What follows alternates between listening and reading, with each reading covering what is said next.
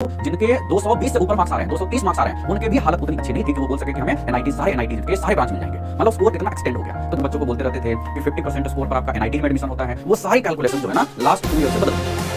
First attempt होगा भाई, जो फर्स्ट अटेम्प्ट होगा वो एटलीस्ट मार्च, है ना, एटलीस्ट मार्च में होगा, है ना,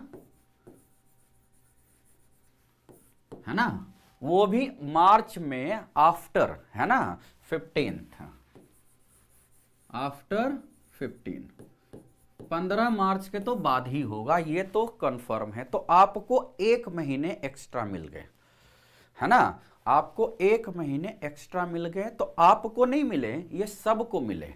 तो जब सबको मिल गए हैं तो इसका मतलब होता क्या है कि जैसे हम लोग 10 साल 15 साल 20 साल से जो हर बच्चों को बोलते रहते थे कि 50% स्कोर पर आपका एनआईटीज में एडमिशन होता है, वो सारी कैलकुलेशन जो है ना लास्ट 2 ईयर से बदल गई। 2020 में भी बदल गई ये कैलकुलेशन और 2021 में भी बदल गई। उसका रीजन ये हुआ कि एग्जाम एक्सटेंड हुआ, मतलब पोस्टपोन हुआ। होने से क्या होता है, जो सीरियस है, सीरियस बच्चा और नॉन सीरियस बच्चा दोनों को कम टाइम यदि मिलता था तो on an average come marks आते थे। अब सीरियस बच्चे को जो एक्स्ट्रा टाइम मिला वो ज़्यादा सीरियस बन गया।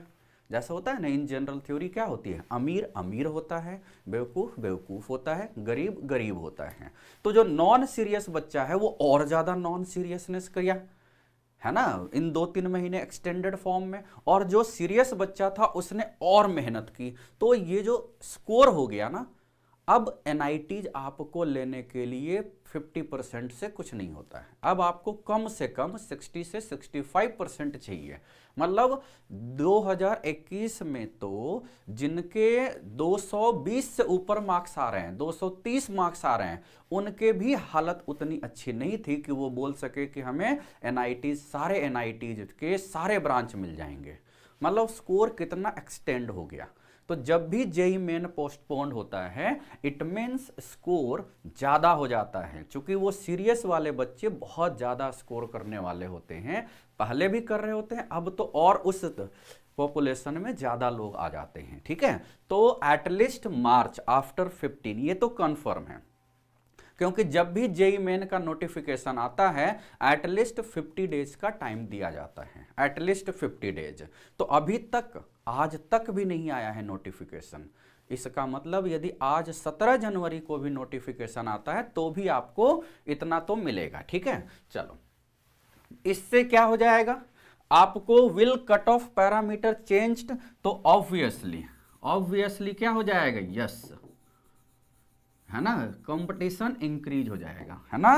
कट ऑफ पैरामीटर गवर्नमेंट के हिसाब से चेंज नहीं होगा, no change as per government, but yes as per students, है ना, यानी कंपटीशन, यहां पर जो कंपटीशन है ना वो बहुत ज्यादा हो जाएगा, यस, है ना, बहुत ज्यादा कंपटीशन। मतलब पुराने, यदि सही टाइम पर जेई मेन होगा, यदि जेई मेन सही टाइम पर होता है तो 55 से 60% गुड स्कोर माना जाता है, लेकिन यदि लेट होता है तो यही 10% इंक्रीज होता है। ठीक है, तो फॉर, अब यहां पर क्या हो जाएगा कि आपको for good branch in good NITs, है ना, good branch in good NITs,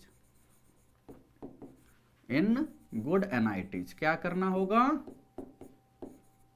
है ना, गुड ब्रांच जो है और अच्छे एनआईटीज में अब आपको स्कोर करना होगा 60% से लेकर 70% स्कोर होना चाहिए। ठीक है,